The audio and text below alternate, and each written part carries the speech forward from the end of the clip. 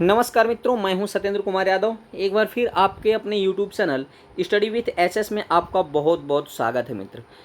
Study with SS, जैसा कि आप जानते हो मित्र, यह चैनल जो है वह सी टेट एग्ज़ाम के लिए, यूपी टेट एग्ज़ाम के लिए और बात करें तो सुपर टेट के एग्ज़ाम के लिए प्रतिबद्ध है। ठीक है मित्र, इस चैनल पे आपको बात करें तो सारे सब्जेक्ट के आपको वीडियो प्रोवाइड कराए जाते हैं, जो कि अगर हमने पिछले वीडियो में हमने चर्चा की थी मित्र, पिछले 2 वीडियो में हमने बताया है सीटेट के प्रश्नों की हमने श्रृंखला का व्याख्यात्मक हल दिया है। यदि आप उसको नहीं देखें मित्र तो बगल में आई बटन क्लिक करके आप उसको देख सकते हैं। ठीक है मित्र, जो कि अति महत्वपूर्ण प्रश्नों की श्रृंखला थी मित्र, जो आपके आने वाले सीटेट 2020 में अति महत्वपूर्ण भूमिका अदा करेगी।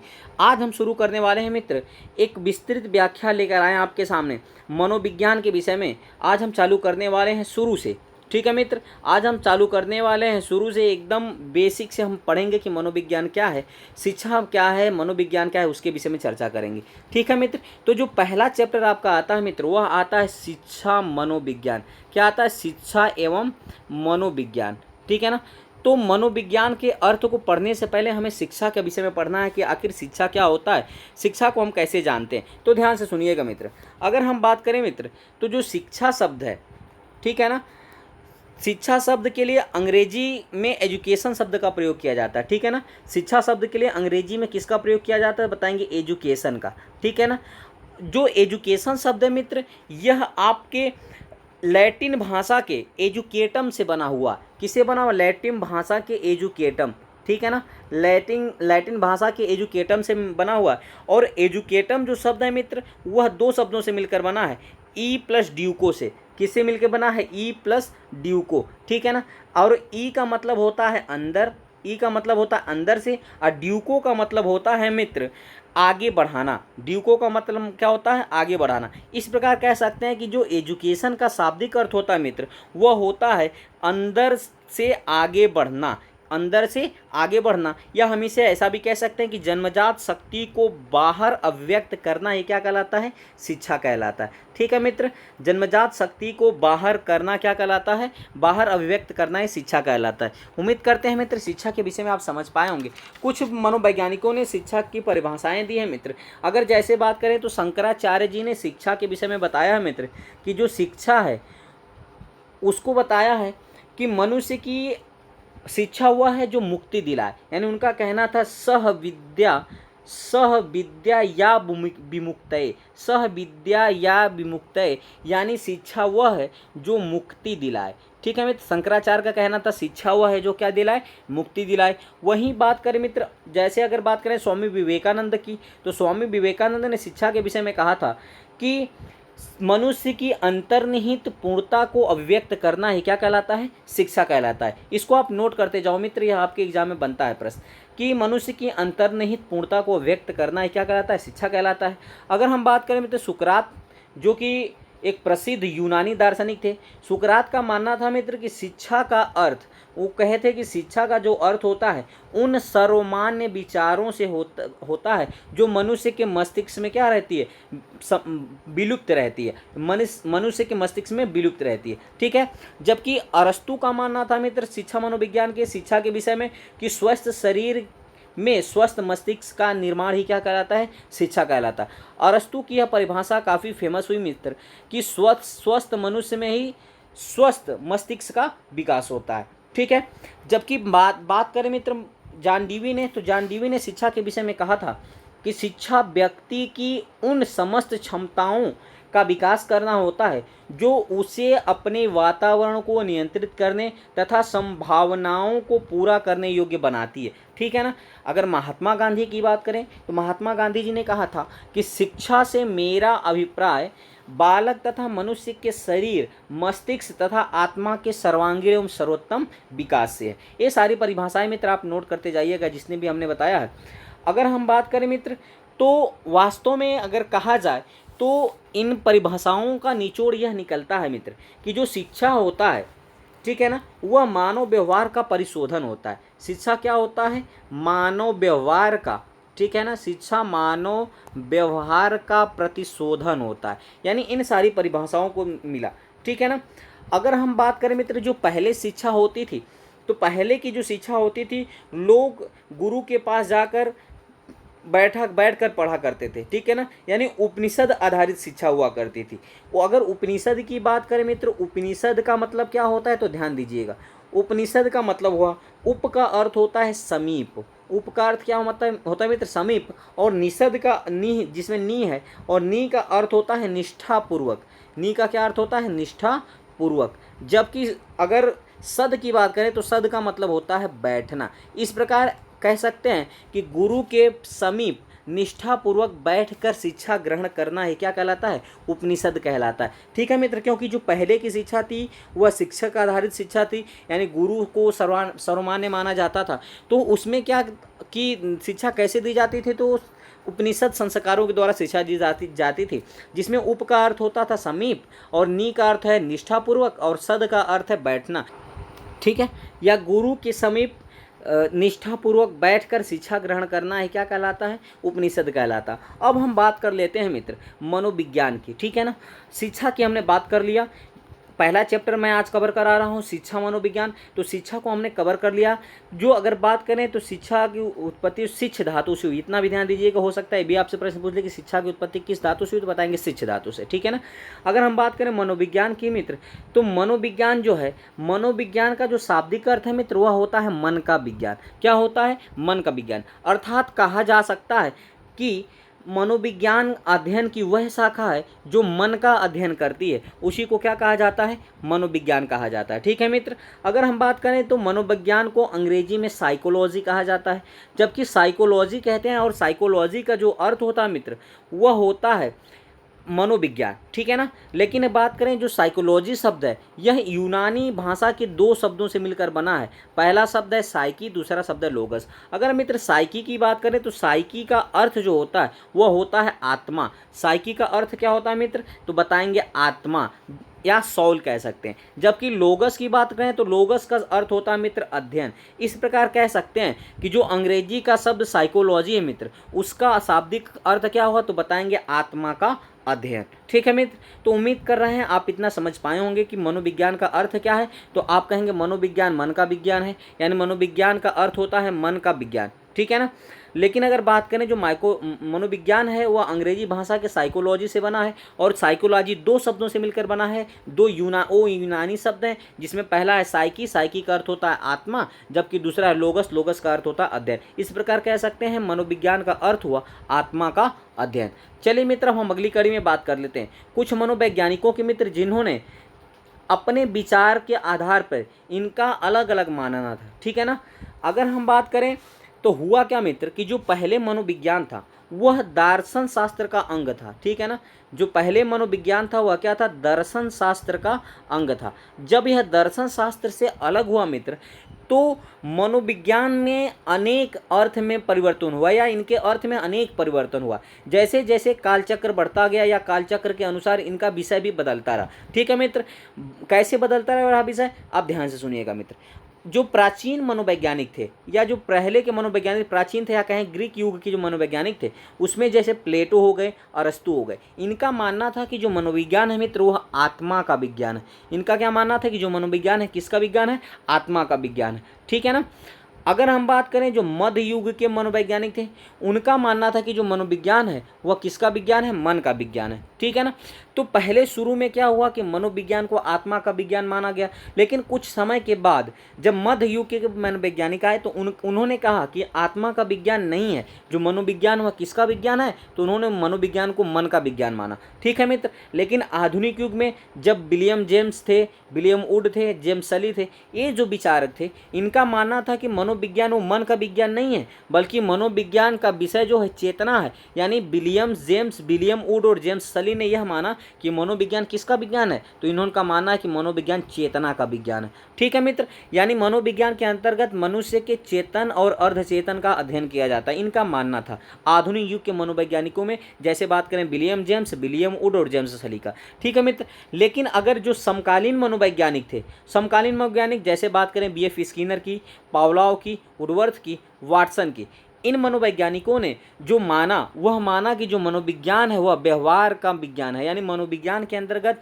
प्राणी के व्यवहार का अध्ययन किया जाता है। ठीक है मित्र, इनका मानना था किस मनोवैज्ञानिक का तो बताएंगे समकालीन मनोवैज्ञानिक जैसे हुए बी.एफ. स्किनर, पावलोव, वुडवर्थ और वाटसन। ठीक है मित्र, और वुडवर्थ ने एक परिभाषा भी दी थी इसके तहत। उनका मानना था कि मनोविज्ञान ने सर्वप्रथम, ठीक है मित्र, उनका मानना था कि जो मनोविज्ञान है वह सर्वप्रथम क्या किया कि मनोविज्ञान सर्वप्रथम मनोविज्ञान ने अपने आत्मा का त्याग किया। ठीक है मित्र, फिर उसने अपने मन का त्याग किया, उसके बाद उसने चेतना का त्याग किया, अब वह व्यवहार की विधि को स्वीकार करता है। वुडवर्थ जो कि एक समकालीन मनोवैज्ञानिक थे, उनका मानना था कि मनोविज्ञान पहले आत्मा का त्याग किया, फिर मन का त्याग किया और चेतना का त्याग किया, और अंत में वह किसका विज्ञान है? व्यवहार का विज्ञान है। ठीक है मित्र, तो चलिए और कुछ मनोविज्ञान की परिभाषाओं को देख लेते हैं जो मानना था। अगर मित्र वाटसन की बात करें तो वाटसन ने मनोविज्ञान को धनात्मक विज्ञान के रूप में परिभाषित किया। ठीक है ना, उनका मानना था कि जो मनोविज्ञान है वह व्यवहार का धनात्मक विज्ञान है। ठीक है, जबकि मैकडूगल की बात करें तो मैकडूगल का मानना था कि जो मनोविज्ञान है वह आचरण एवं व्यवहार का यथार्थ विज्ञान है। यह काफ़ी इंपॉर्टेंट परिभाषा है मित्र, आप इसको नोट करते जाइए, अपना नोट्स भी बनाते जाइए। ठीक है ना, काफ़ी इंपॉर्टेंट नोट्स से मैं आपको यह चैप्टर कवर करा रहा हूँ। मैकडूगल का मानना था कि जो मनोविज्ञान है वह आचरण एवं व्यवहार का यथार्थ विज्ञान है। ठीक है मित्र, अगर हम बात करें मित्र कि पहले जो मनोविज्ञान था वह शिक्षा शास्त्र का विषय था। ठीक है ना, शिक्षा शास्त्र का विषय था, या कह सकते हैं दर्शन शास्त्र का ही एक विषय था। ठीक है ना, तो दर्शन शास्त्र ने मनोविज्ञान को, या कह सकते हैं दर्शन शास्त्र का मानना था कि व्यवहार का परिमार्जन ही दर्शन शास्त्र कहलाता है। परिमार्जन का मतलब परिवर्तन, यानी व्यवहार में परिवर्तन ही क्या कहलाता है? शिक्षा शास्त्र का मुख्य उद्देश्य होता है या दर्शन शास्त्र का मुख्य उद्देश्य होता है। जबकि जब मनोविज्ञान दर्शन शास्त्र से अलग हुआ तो इसका मानना हुआ कि मनोविज्ञान किसका विज्ञान है? व्यवहार का विज्ञान है। चूंकि मनोविज्ञान की उत्पत्ति तो दर्शन शास्त्र से हुई, दर्शन शास्त्र से अलग होने की कड़ी में आपने कई अर्थों का त्याग किया। जैसे कुछ वैज्ञानिकों ने माना कि मनोविज्ञान मन का विज्ञान है, तो कुछ वैज्ञानिकों ने माना मनोविज्ञान चेतना का विज्ञान है, कुछ वैज्ञानिकों ने माना कि मनोविज्ञान जो है वह आपके व्यवहार का विज्ञान है। तो अंत में जो व्यवहार का विज्ञान स्वीकारा गया, तो दर्शन शास्त्र का मानना था कि व्यवहार का परिवार्जन ही क्या कहलाता है? दर्शन शास्त्र या शिक्षा शास्त्र का उद्देश्य होता है, जबकि मनोविज्ञान का उद्देश्य होता है व्यवहार का अध्ययन। इस प्रकार एक परिभाषा दोनों ही शास्त्रों से जोड़कर एक परिभाषा बनी कि व्यवहार के परिमार्जन के लिए व्यवहार का अध्ययन ही क्या कहलाता है? मनोविज्ञान कहलाता है। ठीक है मित्र, आप ऐसा कह सकते हैं मनोविज्ञान किसे कहते हैं? तो कहेंगे व्यवहार के परिमार्जन एवं व्यवहार के अध्ययन को क्या कहा जाता है? मनोविज्ञान कहा जाता है। उम्मीद करते हैं मित्र इतना आप समझ पाए होंगे। अगर हम बात करें मित्र कि अमेरिका की एक एजुकेशन संस्था थी जिसका नाम था national society of college teachers of education. ठीक है ना, इस संस्था ने जो शिक्षा मनोविज्ञान को एक स्वतंत्र विषय के रूप में 20वीं शताब्दी में स्वतंत्र विषय के रूप में मान्यता प्रदान की। ठीक है ना, किस शताब्दी में? कायम 20वीं शताब्दी में। कभी कभी ये भी पूछा जाता है कि मनोविज्ञान का उदय किस शताब्दी में हुआ, तो बताएंगे 20वीं शताब्दी में। ठीक है मित्र, अगर बात करें उसी में तो जो प्रथम शैक्षिक मनोवैज्ञानिक एडवर्ड थॉर्नडाइक को माना जाता है। यानी जो प्रथम शैक्षिक मनोवैज्ञानिक कौन थे, तो बताएंगे एडवर्ड थॉर्नडाइक। ठीक है ना, इन्होंने एक पुस्तक लिखी थी जिनका नाम था शिक्षा मनोविज्ञान। वो पुस्तक कब प्रकाशित किया था मित्र? तो 1913 में। इनका मानना था मित्र, इन्होंने एक सिद्धांत प्रस्तुत किया था, उसका नाम बताया था अभ्यास एवं त्रुटि का सिद्धांत। ठीक है ना, यह कहाँ के वैज्ञानिक थे? तो अमेरिका के वैज्ञानिक थी। ऐसा भी आपसे प्रश्न पूछा जाता है। तो इन्होंने कहा था कि अभ्यास एवं त्रुटि सिद्धांत के प्रवर्तक अमेरिका के प्रसिद्ध मनोवैज्ञानिक एडवर्ड एल थॉर्नडाइक को प्रथम शैक्षिक मनोवैज्ञानिक माना जाता है, क्योंकि इन्होंने अपनी पुस्तक शिक्षा मनोविज्ञान में अधिक व्यवस्थित ढंग से शिक्षा मनोविज्ञान पर चिंतन प्रारंभ किया था। ठीक है मित्र, इसकी वजह से 20वीं शताब्दी में शिक्षा मनोविज्ञान स्पष्ट शाखा के विषय के रूप में विकसित हुआ। किसके कारण मित्र? तो कहें तो एक तरह से शिक्षा मनोविज्ञान की पुस्तक जिन्होंने लिखा, एडवर्ड एल थॉर्नडाइक ने लिखा, इनकी वजह से 20वीं शताब्दी में शिक्षा मनोविज्ञान को एक स्पष्ट विषय या शाखा के रूप में उसे विकसित किया गया। ठीक है मित्र, तो इस प्रकार निष्कर्ष रूप में कहा जा सकता है कि जो शिक्षा मनोविज्ञान है वह व्यवहार के परिमार्जन का विज्ञान है। ठीक है मित्र, यहाँ परिमार्जन का मतलब होता है परिवर्तन से, परिमार्जन का मतलब होता है परिवर्तन से। ठीक है मित्र, तो इस प्रकार अंत में यह माना गया कि जो शिक्षा मनोविज्ञान है वह किसका है? व्यवहार के परिमार्जन का विज्ञान है। उम्मीद करते हैं मित्र इतना आप समझ पाए होंगे। कुछ वैज्ञानिकों ने जो चेतना का विज्ञान माना, कुछ प्रश्न आपसे एग्जाम में पूछे जाते हैं, जैसे मनोविज्ञान का विषय चेतना किसका मत था, तो कहेंगे जेम्स सली या विलियम्स जेम्स सली, ठीक है ना, विलियम्स वुड, इनका मानना था कि मनोविज्ञान जो है वह चेतना का विज्ञान है। ठीक है मित्र, अगर हम बात करें कि अगला क्वेश्चन में जैसे कह रहा है कि मनोविज्ञान जो है वह विषय आत्मा किसका मत था, तो बताएंगे मनोविज्ञान ने आत्मा का विषय कौन कौन माना था, तो बताएंगे प्लेटो और अरस्तु, दो मनोवैज्ञानिक थे जिन्होंने यह माना कि जो मनोविज्ञान है वह किसका विज्ञान है, तो कहेंगे आत्मा का विज्ञान है। अब आपसे प्रश्न पूछ रहा है कि साइकी और लोगस शब्द किससे बना हुआ है, तो बताएंगे यूनानी शब्द का, जो हमने पीछे बता चुके हैं मित्र कि दो यूनानी शब्दों से मिलकर बना है, जिसमें साइकी का अर्थ होता है आत्मा और लोगस का अर्थ होता है अध्ययन। इस प्रकार जो साइकोलॉजी है उसका पूर्ण अर्थ निकलता है आत्मा का अध्ययन। अगर मित्र बात करें तो कह रहा मनोविज्ञान आचरण एवं व्यवहार का यथार्थ विज्ञान है, यह किसका मत है, तो हमने पिछले में बताया आपको, यह मैकडूगल ने कहा था कि जो मनोविज्ञान है वह आचरण एवं व्यवहार का यथार्थ विज्ञान है। तो ऐसे भी घुमा के आपसे प्रश्न पूछा जा सकता है कि किस मनोवैज्ञानिक का मानना है कि मनोविज्ञान आचरण एवं व्यवहार का यथार्थ विज्ञान है, तो अब बताएंगे मैकडूगल का। ठीक है मित्र, अगर हम बात करें कि जो 20वीं शताब्दी में मनोविज्ञान को एक अलग विषय वस्तु के रूप में माना, उस संस्था का क्या नाम है, तो उस संस्था का नाम था national society of college teachers of education संस्था। अगर पूछता है यह कहाँ की संस्था है, तो हमने आपको पीछे बताया मित्र अमेरिका की संस्था है। चलिए मित्र, अब हम कुछ क्वेश्चन की चर्चा कर लेते हैं इस चैप्टर से रिलेटेड, कुछ एक्स्ट्रा फैक्ट की भी। अगर मित्र हम चर्चा की बात करें तो वस्तुनिष्ठ प्रश्नों में पहला प्रश्न आपसे पूछा जा रहा है। पहला प्रश्न कह रहा है कि शिक्षा मनोविज्ञान नामक पुस्तक किस मनोवैज्ञानिक द्वारा लिखी गई थी, तो यदि आप इसको पढ़े होंगे मित्र तो आप तुरंत बता देंगे कि शिक्षा मनोविज्ञान नामक पुस्तक की अगर बात करें तो उसकी रचना किए थे कौन, एडवर्ड एल थॉर्नडाइक। यहाँ यफ है मित्र, होता है एल, एडवर्ड एल थॉर्नडाइक ने। अगर पूछे मित्र कि किस सन में इन्होंने इस शिक्षा मनोविज्ञान की पुस्तक को प्रकाशित किया, तो बताएंगे 1813 में। किसमें मित्र, 1813 में पहली बार इन्होंने शिक्षा मनोविज्ञान की पुस्तक को क्या किया था, प्रतिपादित किया था। ठीक है, अगर हम बात करें मित्र अगले क्वेश्चन की, तो अगला क्वेश्चन आपसे कह रहा है शिक्षा है, ऑप्शन ए कह रहा है शिक्षा, ऑप्शन ए कह रहा है कि एक सामान्य विधि है, ऑप्शन बी कह रहा है विद्यालय तक सीमित है, ऑप्शन सी कह रहा है शिक्षा जीवन पर्यंत चलने वाली प्रक्रिया है, और ऑप्शन डी कह रहा है मित्र कि जो शिक्षा है वह जीवन पर्यंत चलने वाली प्रक्रिया है, या इसमें से कोई नहीं। आप बता दो मित्र आपके दृष्टिकोण से कौन सा विकल्प सही हो सकता है। ठीक है मित्र, तो आप अच्छी तरह से जानते हो मित्र कि जो शिक्षा है वह जीवन पर्यंत चलने वाली क्या है, प्रक्रिया, यानी जो व्यक्ति होता है वह हमेशा हर समय कुछ न कुछ हमेशा वह सीखा करता है। ठीक है मित्र, वह हमेशा कुछ न कुछ वह जब तक जन्म से यानी बचपन अवस्था या कह सकते हैं बाल शैशवा अवस्था से लेकर जब तक वो उसकी मृत्यु नहीं हो जाती वह बालक कुछ न कुछ सीखता रहता है। इस प्रकार कह सकते हैं जो शिक्षा है मित्र वह जीवन पर्यंत चलने वाली एक प्रकार की प्रक्रिया है। अब अगले क्वेश्चन की बात करें मित्र, अगला क्वेश्चन आपसे कह रहा है कि राष्ट्रीय जीवन शिक्षा का कार्य क्या है।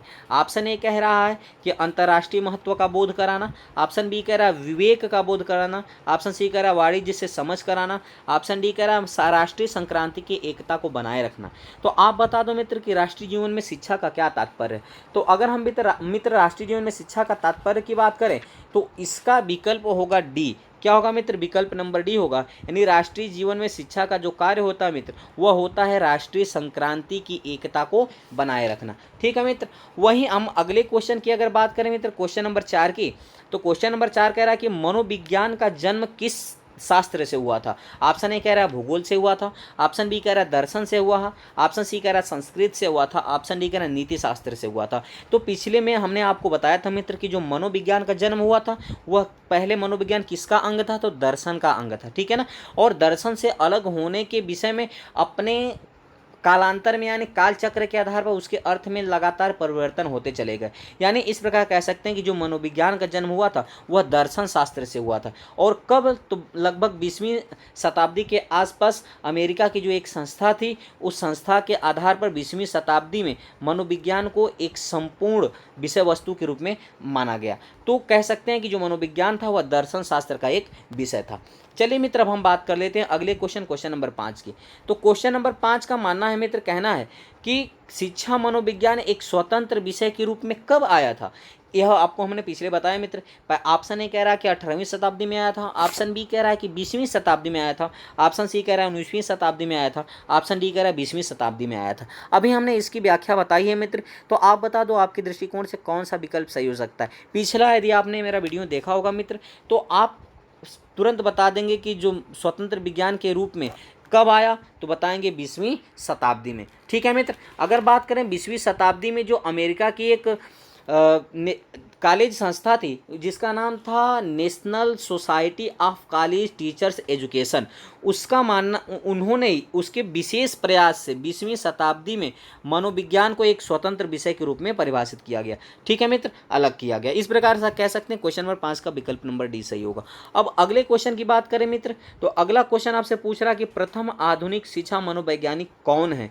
हमने पढ़ाते वक्त आपको बताया था मित्र कि प्रथम आधुनिक शिक्षा मनोवैज्ञानिक कौन है, तो आप बताएंगे एडवर्ड एल थॉर्नडाइक को ही प्रथम आधुनिक शिक्षा मनोवैज्ञानिक माना जाता है। ठीक है मित्र, यह काफ़ी इंपॉर्टेंट क्वेश्चन है, इस टॉपिक वाइज है। जैसा कि मैं वीडियो में आपको शिक्षा और मनोविज्ञान का चैप्टर कवर कराया, उससे रिलेटेड प्रश्नों की मैं व्याख्या करा रहा हूँ। चलिए मित्र, अगले क्वेश्चन की बात करें, तो अगला क्वेश्चन आपसे पूछ रहा है कि एजुकेटम शब्द विकसित हुआ था। तो यदि आप शुरू में वीडियो देखा होगा मित्र, ध्यान से पढ़े होंगे, तो हमने तुरंत बताया था कि जो शिक्षा शब्द है, शिक्षा शब्द की उत्पत्ति एजुकेटम शब्द से हुई है। किससे हुई मित्र? एजुकेटम शब्द से हुई है। वह एजुकेटम शब्द किस भाषा का है, तो बताएंगे लैटिन भाषा का है। किस भाषा का मित्र? लैटिन भाषा का। ठीक है ना। एजुकेटम की बात करें तो एजुकेटम ने हमने बताया था मित्र, ई का अर्थ होता है अंदर से, केटम का अर्थ होता है एजुकेटम में ईडू या ईडू का अर्थ होता है, ईडीयू का अर्थ होता है बाहर लाना, यानी अंदर की जो आंतरिक शक्तियों को बाहर लाना है, वह एजुकेटम का शाब्दिक अर्थ होता है। ठीक है मित्र, तो इस प्रकार कह सकते हैं कि जो एजुकेटम शब्द है वह लैटिन भाषा का शब्द है। अब अगले क्वेश्चन की अगर हम आपसे बात करें मित्र, क्वेश्चन नंबर 9 की, तो क्वेश्चन नंबर 9 कह रहा है कि शिक्षा वह है जो मुक्ति दिलाए। यह किसका कथन है मित्र? ठीक है ना। तो हमने आपको शुरू में ही बताया था कि शिक्षा वह है जो मुक्ति दिलाए। यह कथन किनका है, तो बताएंगे शंकराचार्य का है। शंकराचार्य जी ने कहा था सह विद्या या विमुक्तये, सह विद्या या विमुक्तये, यानी उनका मानना था कि जो शिक्षा है वह मुक्ति दिलाए। ठीक है मित्र, तो यह कथन किसका है, तो बताएंगे शंकराचार्य का, जिन्होंने शिक्षा की परिभाषा के रूप में यह कथन कहा था। अगर अगले क्वेश्चन की बात करें मतलब क्वेश्चन नंबर 10, तो कह रहा उपनिषद का विषय क्या था। ऑप्शन ए कह रहा है भूगोल, ऑप्शन बी कह रहा है दर्शन, ऑप्शन सी कह रहा है इतिहास, ऑप्शन डी कह रहा है कला। तो आप बता दो मित्र कि कौन सा विकल्प सही होगा। आपने पढ़ा होगा तो आप तुरंत बता देंगे। उपनिषद में हमने बताया था उप का अर्थ होता है समीप, ठीक है, और नी का अर्थ होता है निष्ठापूर्वक। जबकि सद की बात करें तो हमने सद का बताया था कि ग्रहण करना या पढ़ना, यानी कह सकते हैं कि गुरु के समीप निष्ठापूर्वक शिक्षा ग्रहण करना ही क्या कहलाता है, तो कहेंगे उपनिषद कहलाता है। लेकिन उपनिषद का विषय क्या था मित्र, तो आप बताएंगे जो उपनिषद का विषय था वह दर्शन था, यानी उपनिषद जो था वो दर्शन शास्त्र का एक विषय था। ठीक है मित्र, क्योंकि दर्शन शास्त्र से मनोविज्ञान अलग हुआ, जो पहले की शिक्षा थी वह उपनिषद आधारित शिक्षा थी। ठीक है मित्र, चलिए अब हम अगले क्वेश्चन की बात कर लेते हैं इसी चैप्टर से रिलेटेड। तो 11वां कह रहा है मित्र कि दर्शन का विषय है। ऑप्शन ए कह रहा है आत्मा है, ऑप्शन बी कह रहा है जीव है, ऑप्शन सी कह रहा है जगत है, ऑप्शन डी कह रहा है सभी। तो आप बता दो दर्शन का विषय क्या है। ठीक है मित्र, तो जो दर्शन का विषय माना गया वह दर्शन में आत्मा का भी विषय माना था, जीव का भी विषय माना और जगत का। इस प्रकार कह सकते हैं कि दर्शन ने तीनों को विषय माना है, आत्मा, जीव और जगत को। यानी कह सकते हैं कि आत्मा, जीव और जगत का अध्ययन करना ही दर्शन शास्त्र कहलाता है। अब अगले क्वेश्चन में बात कर लेते हैं मित्र। तो अगला क्वेश्चन कह रहा है कि स्वस्थ शरीर में स्वस्थ मस्तिष्क का निर्माण करना ही शिक्षा है, यह कथन किसने कहा था। तो हमने आपको बताया था मित्र कि शिक्षा की जब परिभाषा हमने आपको शुरू में बता रहा था, तो उसमें हमने बताया था कि यह कथन अरस्तु का है। अरस्तु का मानना था कि स्वस्थ मस्तिष्क में या स्वस्थ शरीर में ही स्वस्थ मस्तिष्क का निर्माण होता है। ठीक है मित्र, यह काफ़ी फेमस परिभाषा है, इसको आप याद कर लीजिएगा। अगर हम अगले क्वेश्चन की बात करें मतलब क्वेश्चन नंबर 13 की, तो क्वेश्चन नंबर 13 कह रहा है कि मनोविज्ञान आचरण एवं व्यवहार का यथार्थ विज्ञान है, यह किस मनोवैज्ञानिक का कथन है? तो यह है मित्र मैकडूगल का। किसका है मित्र? मैकडूगल का। मैंने आपको पिछले में शुरू में पढ़ाते वक्त मैंने बताया था कि जो 13 है वह आंसर क्या हो जाएगा? मैकडूगल। यानी मैकडूगल का मानना था कि जो मनोविज्ञान है वह आचरण एवं व्यवहार का क्या है? यथार्थ विज्ञान है। अगर बात करें मित्र अगले क्वेश्चन की, तो क्वेश्चन नंबर 14 आपसे कह रहा मित्र कि मनोविज्ञान में व्यवहार का अध्ययन किया जाता है, यह मत किसने दिया है? तो ऑप्शन ए कह रहा विलियम जेम्स, ऑप्शन बी कह रहा प्लेटो, ऑप्शन सी कह रहा अरस्तु, ऑप्शन डी कह रहा वाटसन। आप बताओ कि मनोविज्ञान में व्यवहार का अध्ययन किया जाता है, यह किसने कहा है? तो आप बता देंगे मित्र। क्वेश्चन नंबर 14 का विकल्प नंबर कौन सा सही होगा? तो वो होगा डी। ठीक है ना, यानी वाटसन ने मनोविज्ञान में व्यवहार का अध्ययन किया जाता है। ठीक है ना, इन्होंने कहा कि मनोविज्ञान में किसका अध्ययन किया जाता है? तो वाटसन ने कहा था मनोविज्ञान के अंतर्गत व्यवहार का अध्ययन किया जाता है। ठीक है मित्र, अब चलिए अगले क्वेश्चन की बात कर लेते हैं, क्वेश्चन नंबर 15 की। क्वेश्चन नंबर 15 मित्र कह रहा है कि शिक्षा मनोविज्ञान पुस्तक प्रकाशित कब हुई थी? किस वर्ष शिक्षा मनोविज्ञान पुस्तक को प्रकाशित किया गया था? तो मित्र शिक्षा मनोविज्ञान का जो पुस्तक है वह 1913 में प्रकाशित हुई थी। कब हुई थी मित्र? 1913 में शिक्षा मनोविज्ञान को प्रकाशित किया गया था। ठीक है मित्र, अगर हम आगे बात करें अगले क्वेश्चन की, तो आगे पूछ रहा है मित्र कि एमिल किसकी रचना है? ठीक है ना, एमिल किसकी रचना है? यह आप नोट कर लीजिएगा मित्र, यह एमिल पुस्तक है, यह किसकी रचना है? काफ़ी अच्छी पुस्तक है यह।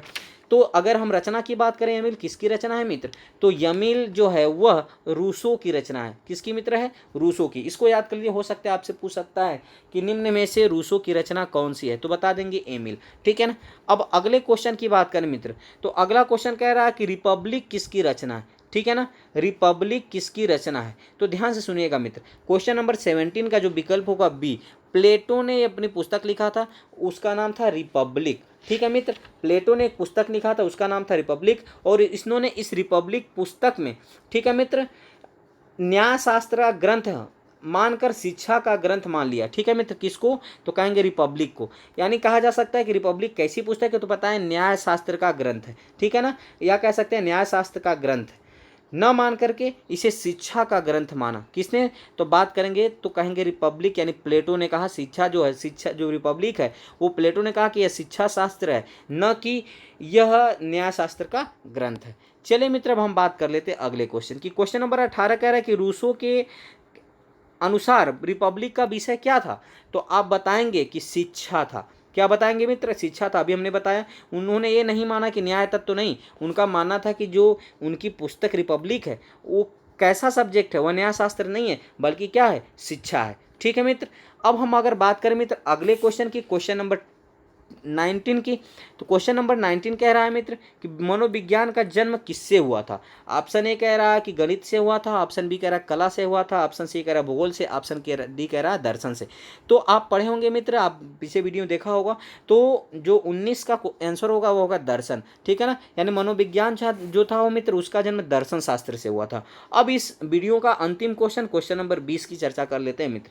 कह रहा है शिक्षा मनोविज्ञान में अध्ययन होता है, किसका अध्ययन होता है? ऑप्शन ए कह रहा है व्यवहार का अध्ययन होता है, ऑप्शन बी कह रहा है व्यवहार के परिमार्जन का अध्ययन होता है, ऑप्शन सी कह रहा है व्यवहार के परिमार्जन के लिए व्यवहार का अध्ययन किया जाता है। तो मित्र आप बता दो कि शिक्षा मनोविज्ञान में किसका अध्ययन किया जाता है?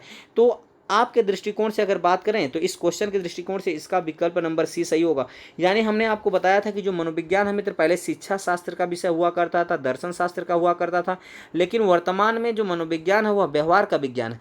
तो जो शिक्षा शास्त्र का मानना था कि मनोविज्ञान, इसका मुख्य उद्देश्य था कि व्यवहार में परिमार्जन करना, जबकि मनोविज्ञान का अर्थ का था कि व्यवहार का अध्ययन करना। तो इस प्रकार एक संपूर्ण परिभाषा बनाई गई कि व्यवहार में परिमार्जन के लिए व्यवहार का अध्ययन क्या कहलाता है? तो बताएंगे शिक्षा मनोविज्ञान कहलाता है। उम्मीद करते हैं मित्र यह वीडियो आपको अच्छा लगा होगा। अगर वीडियो अच्छा लगा हो मित्र तो अधिक से अधिक लाइक करिए, शेयर करिए और चैनल को सब्सक्राइब करिए, ताकि जो भी मैं वीडियो अपलोड करूं उसका नोटिफिकेशन आपको मिल सके। ठीक है मित्र, यह काफ़ी इंपॉर्टेंट नोट्स के साथ मैंने आज यह बेसिक कॉन्सेप्ट आपको क्लियर करा, लगभग 20 क्वेश्चन की सीरीज़ के साथ।